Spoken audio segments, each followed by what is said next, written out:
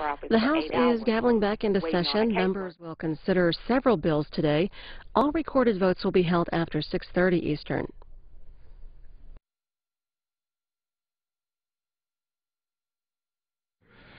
And to consider in the House without intervention of any point of order a motion offered by the Chair of the Committee on Appropriations or his designee that the House concur in the Senate amendments to the House amendments to the Senate amendment, that the Senate amendment be considered as read, that the motion be debatable for 1 hour equally divided and controlled by the Chair and Ranking Minority Member of the Committee on Appropriations, and that the previous question be considered as ordered on the motion to its adoption without intervening motion. Is there objection? Without objection, so ordered.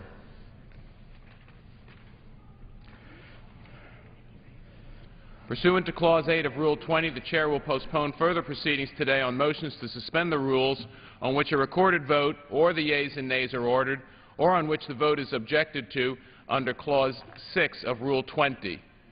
Record votes on postponed questions will be taken after 6:30 p.m. today.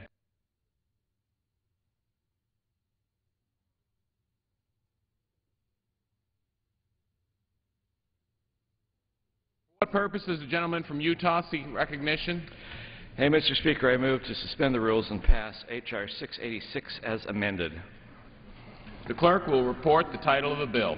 Union Calendar Number 108, H.R. 686, a bill to require the conveyance of certain public land within the boundaries of Camp Williams, Utah, to support the training and readiness of the Utah National Guard. Pursuant to the rule, the gentleman from Utah, Mr. Bishop, and the gentleman from Mariana Islands, Mr. Sablan, each will control 20 minutes. The Chair recognizes the gentleman from Utah. Mr. Speaker, I ask unanimous consent that all members may have 5 legislative days to revive and extend their remarks and include extraneous materials on the bill under consideration. Without objection. H.R. 686, and thank you, Mr. Speaker, is a bill I sponsored. It's a bipartisan bill. It has the sponsorship of all the members of the Utah delegation, Republican and Democrat. Directs the Secretary of Interior through the BLM to convey to the state of Utah lands that have been withdrawn for military use in Utah by the Utah National Guard and known as Camp Williams in Utah. National Guard has had this facility and trained at Camp Williams since 1912. The 420 acres proposed for conveyance is located within Camp Williams' boundary and has already been withdrawn from use for military use by the National Guard. The transfer would simply open up property that is along one of the major corridors there to help support the military use of this camp. For obvious reasons, placing the land in the ownership of the state will allow the state to bond for other facilities that need to be built there. The state of Utah will not bond for building facilities on land it does not own. So the transfer of title to those lands also expedites the building, the expansion of Camp Williams and the training facilities to improve the readiness of the Utah National Guard. This conveyance without consideration is consistent with other bills in which you are doing government-to-government conveyances. Bill includes a provision that would revert to federal ownership if this property is not used by the National Guard or used for national defense purposes. So the bill was passed by the House by a voice vote last year, last Congress.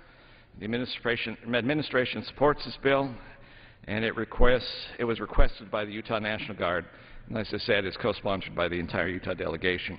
I urge its adoption, and I reserve the balance of my time. The gentleman reserves. The Chair recognizes the gentleman from the Mariana Islands. Mr. Speaker, thank you. I ask unanimous consent to revise and extend my remarks. Without objection. I yield myself as much time as I may consume. The gentleman is recognized. Mr. Speaker, H.R. 686 will transfer a parcel of federal land to the state of Utah for use as part of the Utah National Guard facility. The bill specifies that the land would return to federal ownership if it is no longer needed for national defense purposes. The legislation passed the House under Democratic leadership in both the 110th and 111th Congresses, and we support its passage again today. I reserve the balance of my time. The gentleman reserves his time. The gentleman from Utah. I have no speakers. If the gentleman from Mariana has, then I'll yield back. The gentleman yields back. I yield back the balance of my time. The gentleman yields back. The question is, will the House suspend the rules and pass H.R. 686 as amended? Those in favor say aye. Those opposed, no. In the opinion of the Chair, two-thirds being in the affirmative, purposes, the gentleman from Utah seek recognition. On that, I reluctantly demand the yeas and nays. The yeas and nays are requested. All those in favor of taking this vote by the yeas and nays will rise and remain standing until counted. Sufficient number having risen, the yeas and nays are ordered. Pursuant to Clause 8 of Rule 20, further proceedings on this question will be postponed. For what purposes, the gentleman from Utah seek recognition? I move to suspend the rules and pass H.R. 765. The clerk will report the title of the bill. H.R. 765, a bill to amend the National Forest Ski Area Permit Act of 1986 to clarify the authority of the Secretary of Agriculture regarding additional recreational uses of National Forest System land that is subject to ski area permits and for other purposes. Pursuant to the rule, the gentleman from Utah, Mr. Bishop, and the gentleman from the Mariana Islands, Mr. Sablan, each will control 20 minutes. The Chair recognizes the gentleman from Utah. I again ask unanimous consent that all members may have 5 legislative days to revise and extend their remarks and include extraneous materials on the bill under consideration. Without objection. And I yield myself such time as I may consume. The gentleman is recognized. H.R. 765 amends the National Ski Area Permit Act of 1986, would authorize the Secretary of Agriculture to permit seasonal and year-round natural resource-based recreational activities that are associated with those facilities on the National Forest ski areas. Current law does not address any activities other than winter-related Nordic alpine skiing, snow sports, and their ancillary facilities at ski areas on Forest Service land. Congress needs to allow this act to allow new activities such as climbing walls, mountain biking, alpine slides, zip lines to be able to be used. The additional seasonal and year-round recreation authorized by this bill would allow the private sector to create year-round jobs, expand their wholesome outdoor recreation opportunities for American families and for visitors from overseas. The facilities authorized this bill will have to be in harmony with the natural environment. Furthermore, the legislation does not waive such laws as the Endangered Species Act or the National Environment Policy Act that will allow these facilities and activities to take place. So the ski areas on the Forest Service lands are already themselves classified as developed sites. So these new activities will be in keeping with the intended use of these areas. Finally, I would also like to thank Chairman Lucas of the Committee on Agriculture for assisting us in bringing this bill to the floor today. His cooperation on this and other issues shared with the Committee on Natural Resources is very much appreciative. And to support this understanding, I ask also unanimous consent to include in the record an exchange of letters between Chairman Lucas and Chairman Doc Hastings regarding this particular bill. I urge the adoption of the measure and reserve the balance of my time. The gentleman reserves his time. The gentleman from the Mariana Islands is recognized. Mr. Speaker, I ask unanimous consent to revise and extend my remarks. Without objection, the gentleman is Mr. recognized. Speaker, I yield myself as much time as I may consume. The gentleman is recognized. Thank you, Mr. Speaker. The law governing the use of Forest Service lands for ski resorts has not kept pace with the development of year-round activities in many of the states. New legislation is needed to authorize activities such as rock climbing, mountain biking, and other off-season recreational activities. H.R. 765 will authorize the Forest Service to permit certain non-snow sports identified in the bill while specifically prohibiting things like tennis courts, swimming pools, and golf courses. The legislation will provide this expanded authority while ensuring that only activities which encourage outdoor recreation and harmonize with the environment are permitted. Our colleague, Representative DeGette of Colorado, sponsored this legislation in the previous Congress and successfully guided the bill to approval by the House. This is important legislation that will create jobs, and she is to be commended for her leadership on this bill. We support H.R. 765, and I reserve the balance of my time. The gentleman reserves his time. The gentleman from Utah is recognized. Can I have no other speakers? No, I don't, Mr. Speaker. Then, with this, Mr. Speaker, this has been mentioned by the gentleman. This is a bipartisan bill. I urge its adoption. It's a very good bill, and yield back the balance of my time. The gentleman yields back the balance of his time. Mr. Speaker, I yield back the balance of my time. The gentleman yields back the balance of his time. The question is, will the House suspend the rules and pass H.R. 765? Those in favor say aye. Those opposed, no. In the opinion of the Chair, two-thirds being in the affirmative, the rules are suspended. Mr. Speaker, the gentleman from Utah is recognized. again on this I ask for the yeas and nays. I'm pleased to ask for the yeas and nays. The yeas and nays are requested. All those in favor of taking the vote by the yeas and nays will rise and remain standing until counted. A sufficient number having risen, the yeas and nays are ordered. Pursuant to Clause 8 of Rule 20, further proceedings on this question will be postponed. For what purpose does the gentleman from Utah seek recognition? Mr. Speaker, I move to suspend the rules and to pass H.R. 489. The clerk will report the title of the bill. Union Calendar Number 105, H.R. 489, a bill to clarify the jurisdiction of the Secretary of the Interior with respect to the C.C. Craigan Dam and Reservoir and for other purposes. Pursuant to the rule, the gentleman from Utah, Mr. Bishop, and the gentleman from the Mariana Islands, Mr. Sablan, each will control 20 minutes. The chair recognizes the gentleman from Utah. I ask again unanimous consent that all members have 5 legislative days to revise and extend their remarks, and this would also include any extraneous materials on the bill under consideration. Without objection. I yield myself such time as I may consume. The gentleman is recognized.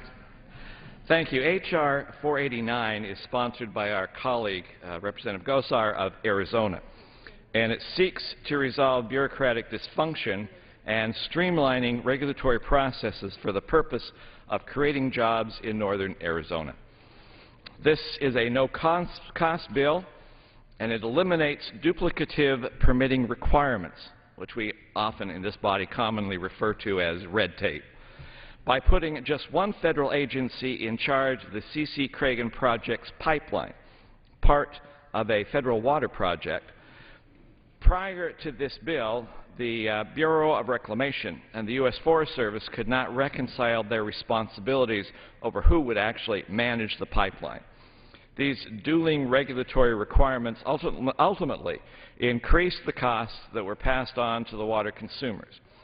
They also created enough confusion to keep one community from going forward with a locally financed project that would have been connected to the federal pipeline.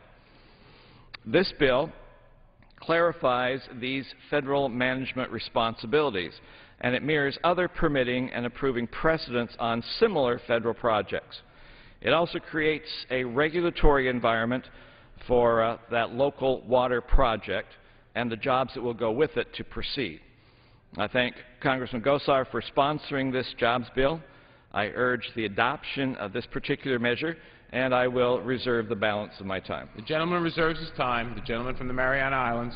Mr. Speaker, I ask unanimous consent to revise and extend my remarks. Without objection. And Mr. Speaker, I yield myself as much time as I may consume. The gentleman is recognized. Mr. Speaker, H.R. 489 would specify that the Bureau of Reclamation is authorized to approve necessary operation and maintenance activity for the C.C. Craigan project on National Forest System land. H.R. 489 was introduced this Congress with language that reflects negotiations between the Bureau of Reclamation, the Forest Service, and the Salt Lake River Project and the Congress. This legislation is not meant to serve as precedent for the management of utility corridors on Forest Service land. Instead, the legislation allows for the management of C.C. Craigan consistent with all the other Salt River Project facilities on Forest Service land, where the Bureau of Reclamation oversees the operation and management of the facilities. And I reserve the balance of my time. The gentleman reserves his time. The gentleman from Utah. May I inquire, first of all, how much time is remaining? The gentleman from Utah has 18.5 minutes. The gentleman from Mariana Islands has 19. May I also inquire how many speakers the gentleman from Northern No, I have has? no further speakers. All right, then allow me to once again yield myself such time as I may consume. The gentleman is recognized. Thank you. I appreciate that very, very much.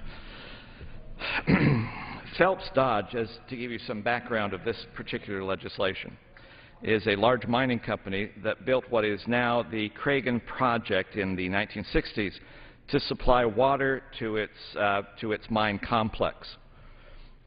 Phelps Dodge transferred ownership of the project to the Salt River Project, that's known as the SRP, after the former realized it was not necessary for mining operations. At the request of the SRP and with the support of Phelps Dodge and the Bureau of Reclamation, the Arizona Water Rights Settlement Act authorized transfer of the title of the project and the associated lands from SRP to the Reclamation in 2005.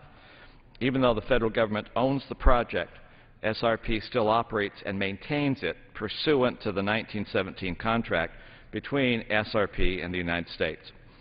The project consists of a number of facilities, including a 147-foot high dam, a 15,000-acre-foot reservoir, a diversion tunnel, and a pump shaft, pumping plants, primary reservoir, and a 10-mile-long pipeline, an electronic transmission line, and a small generating plant which supplies power to the project's pumping plant. The project helps SRP to supply water to the Phoenix metropolitan area and to the town of Payson and nearby communities in northern Gila County. Implementation of the title transfer under Public Law 108-45 has been controversial due to a misunderstanding between the U.S. Forest Service, Reclamation, and SRP. The operation of the project is like that of all other Salt River projects managed reclamation facilities located on the U.S. Forest Service lands. And for those projects, Reclamation approves SRP's work plan, their environmental compliance, and other regulatory permitting requirements associated with the project. Mr. Speaker, that is slight background to the issue and why this particular bill is there, and with that I will reserve the balance of my time. The gentleman reserves his time. The gentleman from Mariana Islands. Mr. Speaker, I continue to reserve the balance of my time. Gentleman reserves his time. Gentleman from Utah. Thank you. It's my pleasure now to yield as much time as he wishes to consume to the sponsor of this, the gentleman from Arizona, Mr. Gosar. The gentleman from Arizona is recognized. Mr. Speaker, I rise today in support of my legislation, H.R. 489, a bill that will permanently end the bureaucratic wrangling that has occurred between the Departments of Interior and Agriculture, a jurisdictional dispute that compromises the routine maintenance of critical water infrastructure in the state of Arizona, the C.C. Craigan Dam and Reservoir. The federal government employs over 2.1 million civilian employees. There are hundreds of agencies, and within each agency there are divisions, departments, and subgroups. Sometimes, especially with respect to land management, more than one agency has jurisdiction, and when that occurs, bureaucratic disputes arise and government no longer serves the people. This is the exact circumstance that has necessitated my legislation. The C.C. Craigan project consists of a number of facilities, including a dam and reservoir, diversion tunnel and pump shaft, pumping plant, priming reservoir, pipeline, electrical transmission line, and a generating plant. The majority of the project is located on federal lands in the Coconino and Tonto forests. This critical water infrastructure project is an important aspect of the Salt River Project's federal reclamation project. It is integral to providing a water supply for Phoenix and is instrumental in making 3,500 acre-feet of water a year available to Gila County. The town of Payson and the neighboring communities rely on the pipeline to supply municipal drinking water to my constituents. In 2004, at the request of Salt River Project, or SRP as it is commonly referred to, and with the support of the Bureau of Reclamation and the former owner of the project, the Arizona Water Settlements Act authorized the title transfer to the C.C. Craigan project from SRP to the Bureau of Reclamation. Under this language, the federal government would own the project, but SRP would still operate and maintain it. Once the transfer was implemented, it became clear that there was a disagreement between the U.S. Forest Service and the Bureau of Reclamation over who had the responsibility for approving requested operation, maintenance, and repairs. Specifically, the Bureau of Reclamation argued that it should approve SRP's work plans, environmental compliance, and other regulatory permitting requirements. The U.S. Forest Service asserted that the reclamation was required to obtain a special use permit to operate, maintain, and repair the water project. While the SRP project was able to overcome the issues with the Forest Service to complete repairs, it was the Bureau of Reclamation's approval and occasionally over Forest Service's objections. Concurrently, the added permit requirement delayed much-needed repairs, wasting precious Arizona water resources, increased repair costs, and placed the economic development of the town of Payson at risk. Looking forward, this is a long-lived asset that will be relied upon to provide reliable municipal water supply to Gila County and the Valley.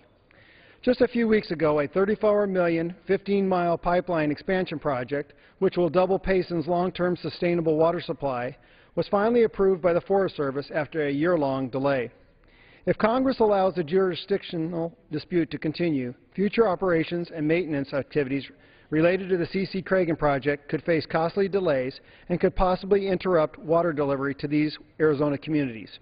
This simply is not a tenable situation.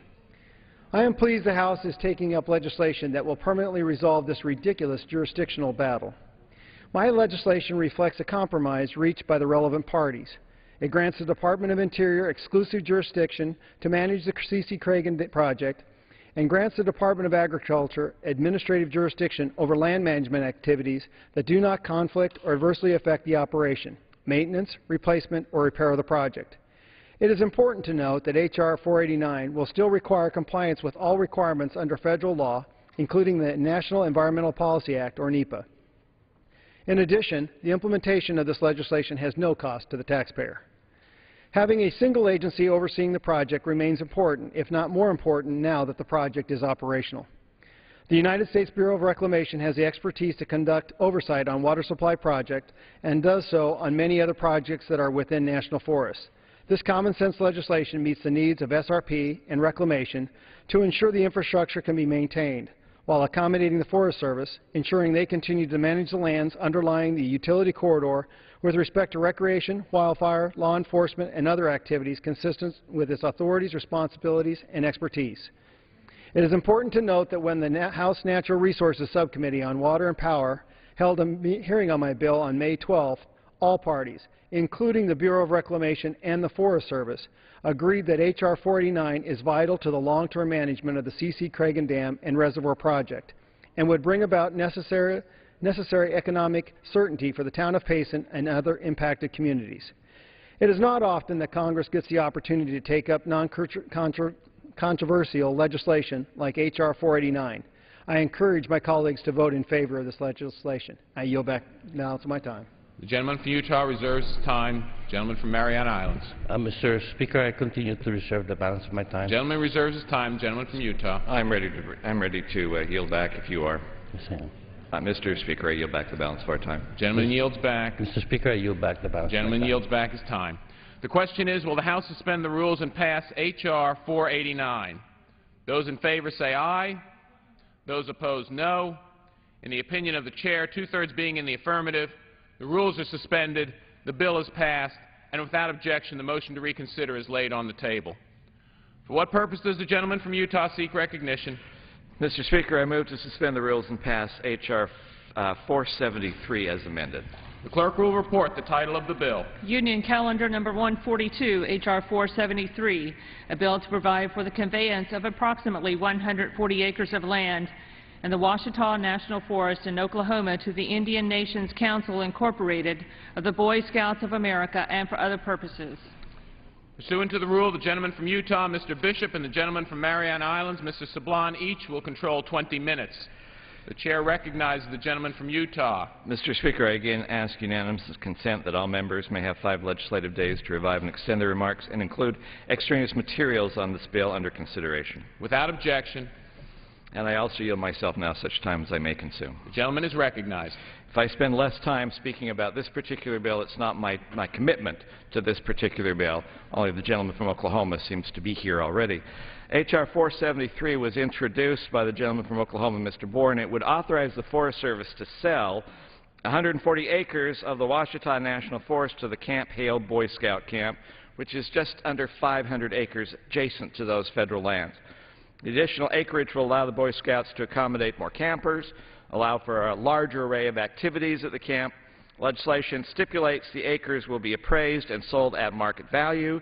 The Boy Scouts will pay for the appraised market value as well as the survey and the administrative costs. Legislation is a common-sense solution to allow for expansion of the camp and better accommodations for the Boy Scouts of America. I urge adoption of this brilliant piece of legislation and reserve the balance of my time. The gentleman reserves the balance of his time. The gentleman from Mariana Islands. Mr. Speaker, I ask unanimous consent to revise and extend my remarks. Without objection. And Mr. Speaker, I yield myself as much time as I may consume. The gentleman is recognized. Thank you very much, Mr. Speaker. This legislation will allow the Indian Nations Council of the Boy Scouts to expand a very popular adventure camp in Oklahoma. The Scouts will pay fair market value for an additional 140 acres of Foreign Service land to be added to the existing camp. Mr. Speaker, the Boy Scouts are a beloved organization dedicated to education and public service. The sale of this partial to the Scouts is a good use of public lands, and we support the legislation. I'd also like to acknowledge that Mr. Boren, my good friend Mr. Boren, has been a tireless champion for this bill and for the Boy Scouts, and is to be commended for the work over the several years on behalf of this proposal. I urge my colleagues to support H.R. 473, and I yield to the good gentleman from Oklahoma, Mr. Boren, the remainder of my time. Recognized. Thank you, Mr. Speaker. I rise today to urge passage of H.R. 473, the Hale Scouts Act. This bill grants the U.S. Forest Service authority to sell roughly 140 acres of land to the Indian Nations Council of Boy Scouts. The land for conveyance is adjacent to the Scouts summer camp, Camp Tom Hale, located in Tallahena, Oklahoma. The Indian Nations Council of Boy Scouts is a nonprofit organization providing educational programs for boys and young adults to build character, to train in the responsibilities of citizenship, and to develop personal fitness. Camp Tom Hale first opened in June 1930 to serve Boy Scouts in McAlester, Oklahoma. It was originally located in what is now Robbers Cave State Park near Wilburton, Oklahoma. In 1963, the Boy Scout Council in McAlester worked with the state of Oklahoma and the U.S. Forest Service to exchange the camp at Robbers Cave for 480 acres of wilderness area in the Ouachita National Forest. This new Camp Hale has continued as a summer adventure camp, serving thousands of scouts during the intervening 41 years. In 1997, the Council Board developed a strategic plan for a $3.5 million expansion and renovation of the camp. Since then, the Council has spent in excess of $1 million continually updating and expanding facilities to meet the needs of scouts. As a result, a renewed emphasis on wilderness and outdoors has flourished, with over 6,000 scouts and leaders from a 5-state area attending weekly sessions offered in June and July and enjoying the beautiful Ouachita Forest. Attendance has now exceeded the maximum number of available campsites and program areas, which is causing Camp Hale to begin turning away hundreds of scouts each summer. It is now critical for camp growth that the boundaries be extended to include more area for camping and additional program and training services. Successful completion of this objective will allow the Boy Scouts to continue the expansion of outdoor and leadership training for thousands of youth living in the central Southwest and bring additional usage and enjoyment of the Ouachita Forest for more families. I want to emphasize that the Boy Scouts will pay fair market value, as was mentioned before, for this land, so that this bill will actually bring money to the U.S. government. It is for the benefit of these thousands of young men across a 5-state area that I proudly sponsored this measure. I greatly appreciate this, the House's consideration of the bill, and would like to urge my colleagues to support this bill, this legislation. I can't think of no greater thing that we can do is to invest in our young people, and how can you be against the Boy Scouts? I yield back the balance of my time. The gentleman yields back the balance of his time, and the gentleman from Mariana Islands reserves his time. The gentleman from Utah is recognized. Well, you know, Mr. Speaker, to be honest, I had some doubts about this piece of legislation, but after the eloquence of the gentleman from Oklahoma, he has removed any doubts as to the viability of this piece of legislation. It's obviously a brilliant bill and will be a capstone to his career. I urge its adoption and yield back. Back his time. Also with my good friend Mr. Bishop, and how can anyone be against the Boy Scouts? And I ask my colleagues to support this legislation, and I yield back the balance of my time. The gentleman yields back the balance of his time. The question is, will the House suspend the rules and pass H.R. 473 as amended?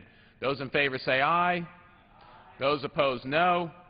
In the opinion of the Chair, 2/3 being in the affirmative, the rules are suspended, the bill is passed, and without objection, the motion to reconsider is laid on the table.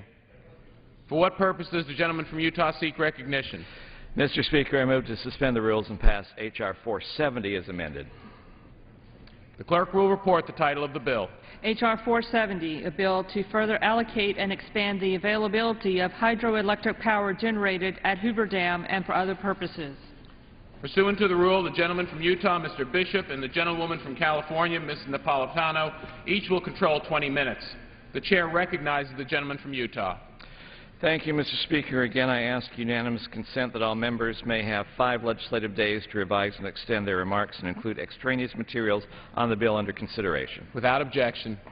And with that, I wish to yield my time to the gentleman from Nevada, Mr. Heck, who is the sponsor of this bill, to introduce this particular piece of legislation which does so much for the West and recognizes the importance of hydroelectric power for those of us who live in the West. The gentleman from Nevada is recognized. Thank you, Mr. Speaker, and I thank the gentleman from Utah for yielding. Mr. Speaker, I rise in support of H.R. 470, the Hoover Power Allocation Act of 2011. This issue is very important to my home state of Nevada and the more than 29 million residents across Nevada, Arizona, and California that benefit from Hoover Power. The Hoover Dam is located in my district, and Hoover Power has been critical to southern Nevada's economy, businesses, and consumers since the dam first started operating in 1936. Hoover Power is clean and affordable, and today we are taking an important step toward making it stable. The Hoover Power contracts are due to expire in 2017, and H.R. 470 would authorize the continued allocation of electricity from the Hoover Dam for the next 50 years until 2067. Extending Nevada's access to low-cost, clean hydropower through the enactment of H.R. 470 is key to Nevada's economic recovery because it will help create certainty over future electricity prices. And certainty is exactly what our economy needs right now in order to get people back to work. H.R. 470 was developed as a consensus, bipartisan plan to ensure the continued availability and reliability of Hoover Power to the citizens of Nevada, California, and Arizona. Hoover contractors who participated in developing this plan have invested more than $1.3 billion to construct, operate, and maintain Hoover Dam in the past. They agreed to contribute 5% of their post-2017 Hoover Power allocations to form a 100-megawatt resource pool that will be made available to customers such as tribes, irrigation districts, and rural cooperatives that did not have access to this power in the past.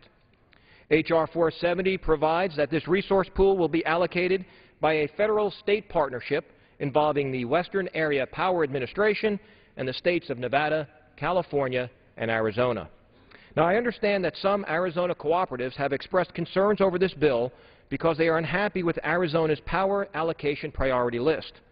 But this bill actually sets aside additional power for other entities, including cooperatives, thereby increasing the likelihood of a power allocation.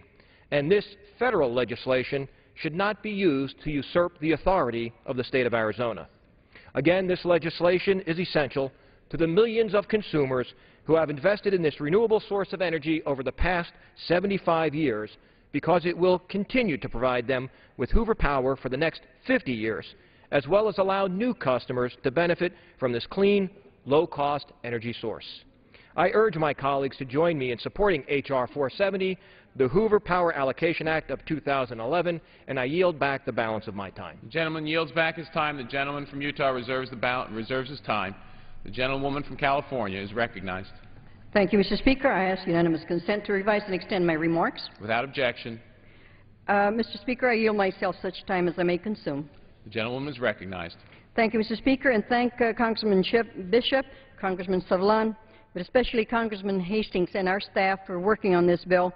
I rise in support of H.R. 470, the Hoover Power Allocation Act of 2011, as amended. And I agree with my colleague. I agree with his remarks. Hydropower is a very valuable resource for our country. The power produced at Hoover provides a renewable, very affordable, and accessible resource to the American Southwest, more specifically to the states of California, my state, Nevada, and Arizona, and has 30 million residents, businesses, farms, and tribes that benefit from its renewable power. A new provision in the legislation, which my colleague talked about, would create an additional Schedule D, where power will be made available to eligible tribes and other users. And I'm hoping that those eligible users are mostly tribes, because they've been kept out of the loop for many generations. And I think it's time that we put them up in the priority status rather than at the end of the line as normally happens. Western Area Power Administration has committed to implement a full and transparent process in the allocation of this valuable resource. And we do expect that the state regulatory agencies of Arizona and Nevada, both, will follow the same procedures and commitment to an impartial and unbiased allocation determination. The 50-year time frame for allocation of this resource also matches the commitment by collaborators to fund the Lower Colorado Multi-Species Conservation Program, a nationally recognized example of how diverse stakeholders can find solutions working together that promote economic growth while protecting more than 100 species, including some endangered species that everybody wants to do away with, all within the Lower Colorado floodplain, and this is without litigation. Mr. Speaker, this legislation has 34 bipartisan co-sponsors. This exact same bill, H.R. 4349, which I was the lead sponsor, as was Senator Reed in the Senate, passed the House in the 111th Congress, and I ask my colleagues now to again not only support but vote for the passage of H.R. 470. I do yield back the balance of my time. The gentlewoman reserves her time. The chair will receive a message. Mr. Speaker, messages from the President of the United States. Mr. Speaker, Mr. Secretary. I'm directed by the President of the United States to deliver to the House of Representatives messages in writing. Thank you. The gentleman from Utah. Mr. Speaker, I wish to yield as much time as he may consume to the gentleman from Arizona to address this particular bill, Mr. Gosar. The gentleman from Arizona is recognized. Mr. Speaker, I rise today in support of H.R. 470, the Hoover Power Allocation Act of 2011. Hoover Power is a vital power resource for the consumers in the states of Arizona, California, and Nevada, as well as over 29 million people who rely on this clean, renewable source of energy. Hydroelectric power from the Hoover Dam was first allocated by Congress in 1928 and has been allocated by Congress ever since. The current power contracts expire in 2017. It is important this body pass a new allocation now to ensure the continued availability and reliability of Hoover Power to the citizens of my state and those of California and Nevada. The version of this legislation this body is considering today reflects years of thorough negotiation. It includes provisions that address issues that were raised in the 111th Congress by the Intertribal Council of Arizona and the Western Area Power Administration. Because of that, the bill has garnered strong bipartisan support within the Arizona House delegation and at the grassroots level. I would like to address the concerns expressed by the Arizona Statewide Cooperatives Association. I personally met with representatives of the association in an attempt to address their concerns. In those meetings, it became clear the only way to address their concerns would be to overturn existing Arizona state law. I encouraged them to take their charge to the state level and committed to facilitate the initial meeting if they so desired. However, I have consistently maintained that it would be inappropriate for Congress to incorporate language that would pre-exempt Arizona state law in this legislation. I would also like to point out that the Arizona co-ops have an opportunity under this legislation to receive Hoover Power going forward. H.R. 470 creates a pool of 103 megawatts that will be allocated to eligible entities, including rural electric cooperatives and federally recognized Native American tribes. In addition, the Salt River Project has committed in writing to backstop up to 3 megawatts of power for Arizona co-ops should they not receive an allocation through this specific provision. Let me remind those, 22% of the population in my district is tribal. This would be a wonderful means of having a vested interest in energy sector. This would also be a great diversity in their portfolio of the tribes in the energy sector. Again, I rise in support of my friend Dr. Heck's legislation, H.R. 470, and encourage my colleagues to vote yes. I yield back the balance of my time. The gentleman yields back the balance of his time. The gentleman from Utah reserves his time. The gentlewoman from California is recognized. Thank you, Mr. Speaker. I ask for passage of this bill, and I yield back. The gentlewoman yields back the balance of her time. Close here. Mr. Speaker, this once again is a very good bill that is before us. The fact that Hoover Dam in Nevada produces more than 2,000 megawatts, which is enough to power 2 million households of clean electricity, and captures more than 28 million acre-feet of water for the states of Arizona and Nevada and California. It's 75 years since this engineering marvel was completed.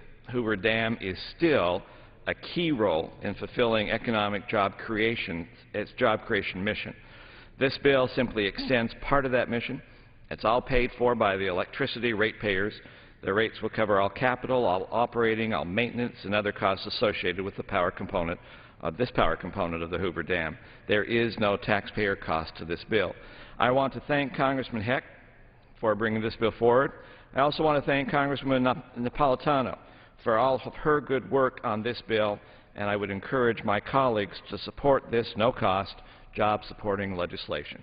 I urge adoption of this measure, and with that, I yield back the balance of my time. The gentleman yields back his time. The question is, will the House suspend the rules and pass H.R. 470 as amended? Those in favor say aye. Those opposed, no. In the opinion of the Chair, two-thirds being in the affirmative, the rules are suspended, the bill is passed, and without objection, the motion to reconsider is laid on the table. For what purpose does the gentleman from Utah seek recognition? Mr. Speaker, I move to suspend the rules and pass H.R. 670. The clerk will report the title of the bill. Union Calendar Number 107, H.R. 670, a bill to convey certain submerged lands to the Commonwealth of the Northern Mariana Islands in order to give the territory the same benefits in its submerged islands as Guam, the Virgin Islands, and American Samoa have in their submerged lands.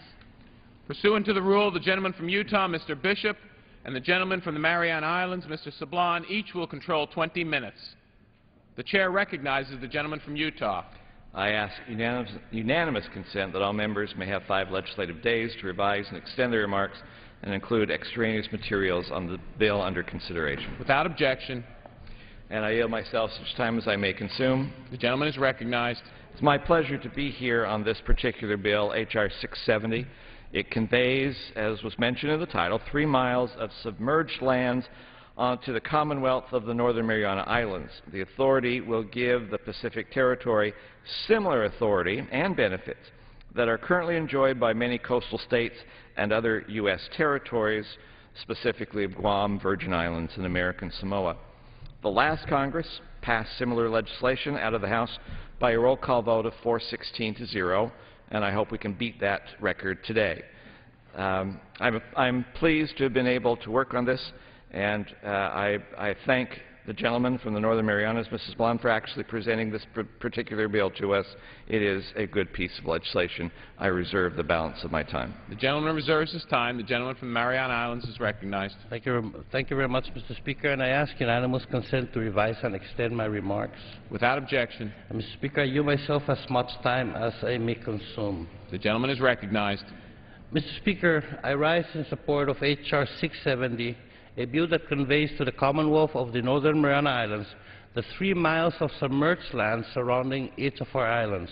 I want to thank the leaders from both sides of the aisle, particularly Chairman Hastings and Ranking Member Markey of the Natural Resources Committee, and my very good friend Dr. John Fleming, Chairman of the Fisheries, Wildlife, Ocean, and Insular Affairs Subcommittee, for their support of H.R. 670. I'd also like to note also that the language of H.R. 670 previously, as my good friend has noted, passed the House in the 111th Congress by a vote of 416-0. As we know sometimes happen, however, though favorably reported from each committee of jurisdiction, the other body took no final action. So I hope that members of this House will join me today in making a second effort to get this bill enacted into law. The Northern Mariana Islands is the only United States coastal jurisdiction that does not have ownership of the submerged land off its coast. H.R. 670 corrects that irregularity and provides the same ownership rights over the submerged land surrounding the Northern Marianas as are provided by federal law to Guam, the U.S. Virgin Islands, and American Samoa. This bill provides equity to the people of the Northern Marianas. It returns management of these nearshore lands and waters to those who know them best and need them to be well managed. It gives the people of the Marianas, who have such limited land resources, the power to protect and to benefit from the seas around our 14 islands. To highlight the importance of this point, in 2006, Louisiana leased 392,118 acres of its submerged land for oyster harvest, profiting the state and providing an economic opportunity for holders of 8,167 leases. Likewise, the state of California leases tracts of its submerged land for oil and gas extraction, creating jobs and contributing to the state's economy. Other coastal jurisdictions have similar stories to tell about the important role that coastal lands and waters can play in economic growth. For the area I represent, which has suffered declining GDP year after year since 2004, and a 20% drop in 2009, gaining control of surrounding submerged lands could help to turn things around. Whereas now the federal government is in charge and does nothing with the potential of these lands, H.R. 670 will put the local government in charge. We would be free to develop offshore wind farms or other energy alternatives and responsible for protecting the rare marine environment, which is both our legacy and our trust, and also makes our islands alluring to tourists. What H.R. 670 does for the Northern Marianas is what this Congress previously has done for other U.S. coastal jurisdictions. In the 1941 case of U.S. versus California, the federal courts found that the federal government owned the submerged lands off the coast of California and other coastal states. These states then turned to Congress to regain control of their submerged lands, and Congress granted these states title to the waters and submerged lands out to 3 miles in the Submerged Lands Act of 1953. History repeats itself here. In 2005, the Ninth Circuit Court of Appeals ruled that the submerged lands and waters of our coastline did not belong to the people of the Northern Marianas, despite that we had fished and sailed there for at least 3,500 years. The Ninth Circuit did recognize, however, that Congress had the power to convey the submerged land to the Marianas. H.R. 670 does exactly that. H.R. 670 employs the constitutional authority of this Congress to dispose of federal property, the same authority that Congress used to convey offshore lands to Guam, the United States Virgin Islands, and American Samoa under the Territorial Submerged Lands Act of 1974. Finally, let me say there is great support for this legislation among the people of the Northern Mariana Islands. So much so that when I was sworn in as the first representative for islands in the House of Representatives, this was my first bill. The governor of the Northern Marianas has expressed his support. The Northern Marianas legislature has passed a resolution in favor of a return to local management. In addition, the Obama administration has expressed its support for the conveyance of submerged lands to the people of the Northern Mariana Islands. This House, too, as I said at the beginning, has given overwhelming support to the language of this bill, which passed the House unanimously on July 15, 2009. I once again ask for your support. H.R. 670 costs nothing. Congress has the constitutional authority to enact this bill. It will provide equity, the same ownership and responsibility for surrounding lands and waters that every other coastal area of our nation enjoys. I want to thank all of those members who are co-sponsors of this bill, and I ask that my colleagues support H.R. 670.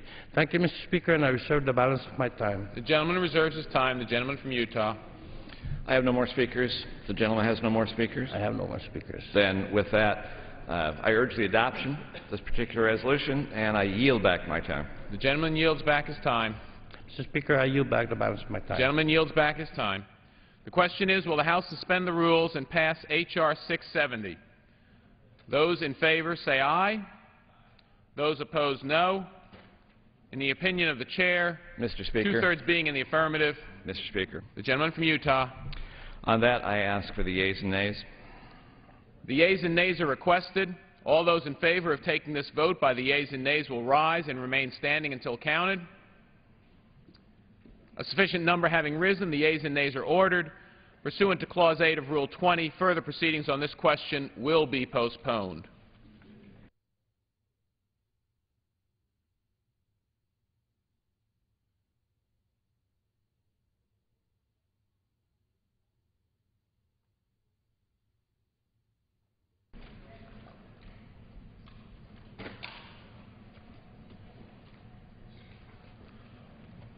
For what purpose does the gentleman from Mississippi seek recognition? Mr. Speaker, I move to suspend the rules and adopt Senate Concurrent Resolution 29. The clerk will report the title of the bill. Senate Concurrent Resolution 29, concurrent resolution authorizing the use of the rotunda of the United States Capitol for an event to present the Congressional Gold Medal collectively to Neil A. Armstrong, Edwin E. Buzz Aldrin, Jr., Michael Collins, and John Herschel Glenn, Jr. in the recognition of their significant contributions to society. Pursuant to the rule, the gentleman from Mississippi, Mr. Harper, and the gentleman from Pennsylvania, Mr. Brady, each will control 20 minutes. The Chair recognizes the gentleman from Mississippi.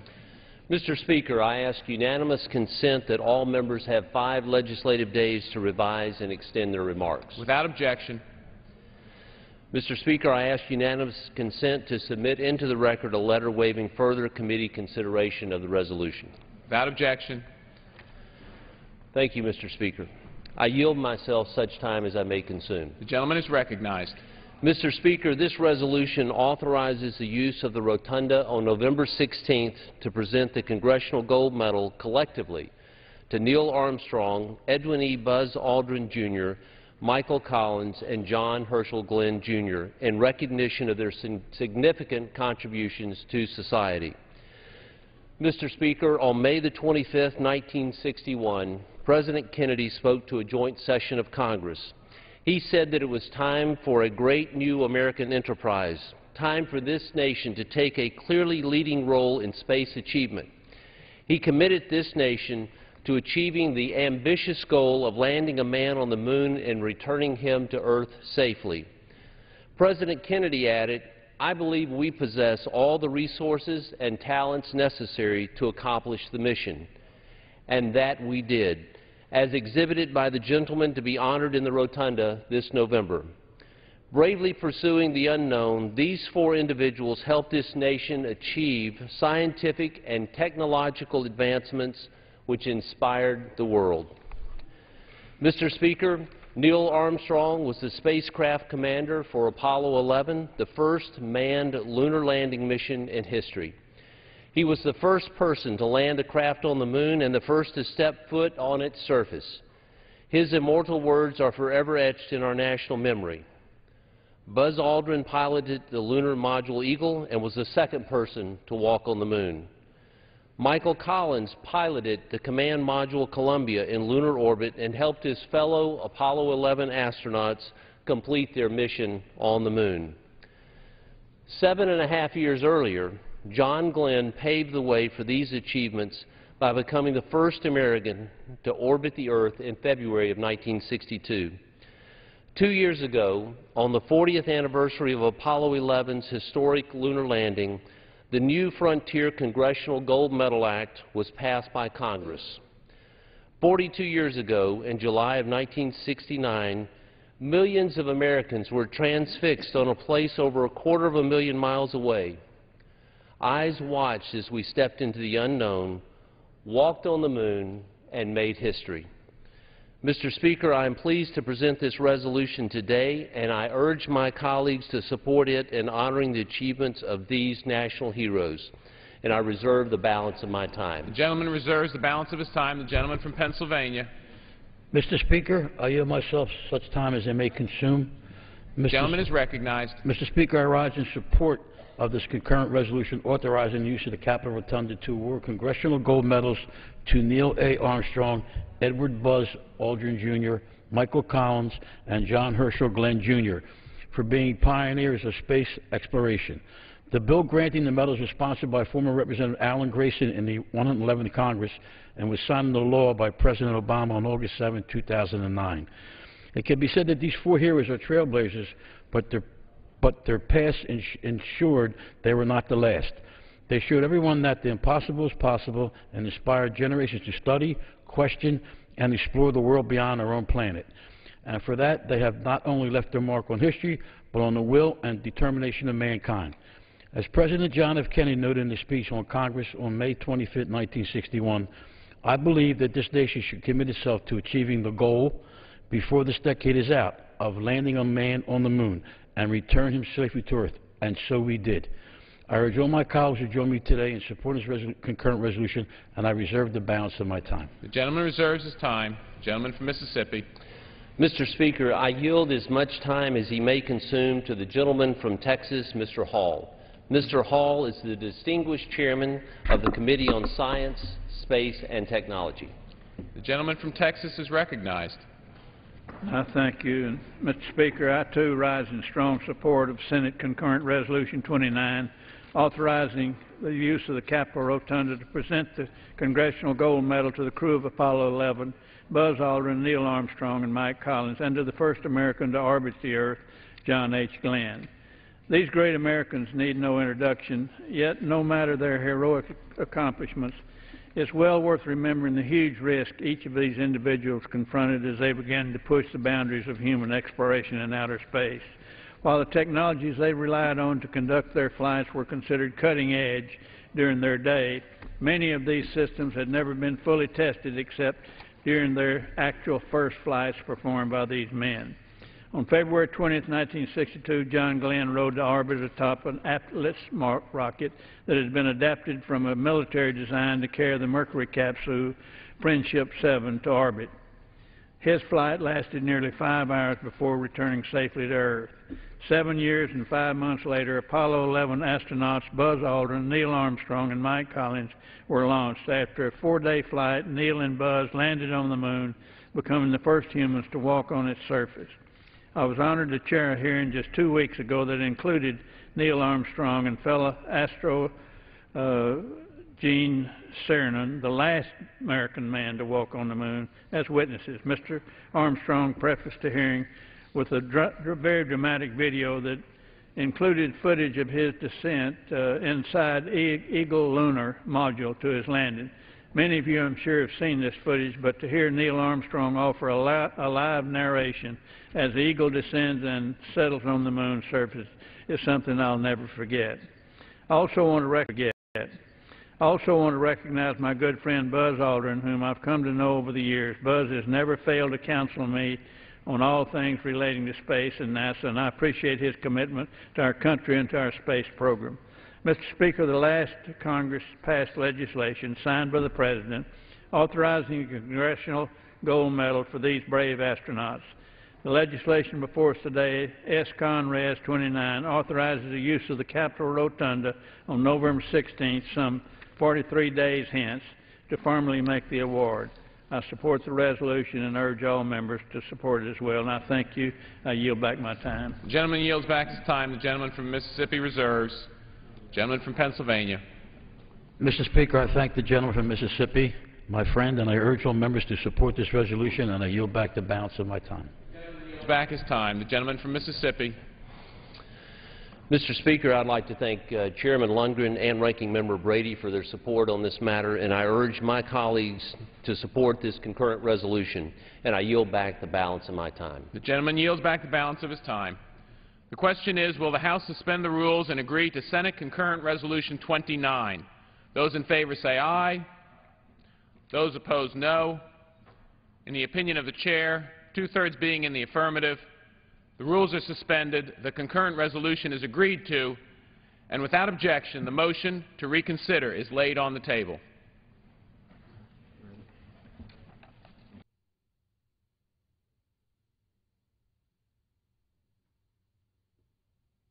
The Chair lays before the House a message.